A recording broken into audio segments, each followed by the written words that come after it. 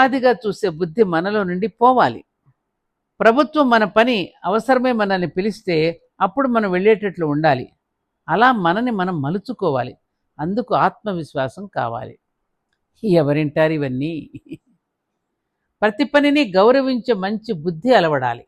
ఏ పనిని మనం చేయగలమో ఆ పనిని చేయడానికి హోదాలు, పరువు ప్రతిష్టలు అడ్డుపడకూడదు.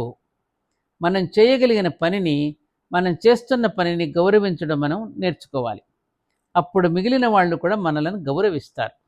మరొకరు ఉద్యోగం ఇస్తేనే మనకు బ్రతుకు అనే స్థితి నుండి మన యువకులు బయటపడాలి. పరాయి పాలన మనకు వదిలి వెళ్ళిన శిథిల స్థితి నుండి మనకు తగిన నవభారతాన్ని మనం రూపొందించుకోవాలి. ఓ యువకులారా, అందుకు మీరు కంకణధారులు కండి అంటూ పిలుపునిచ్చారు మాస్టర్ గారు. ఇప్పుడు చూడమ్మా, ఇవాళ విదేశాలకు వెళ్ళి చదువుకుంటూ మన పిల్లలు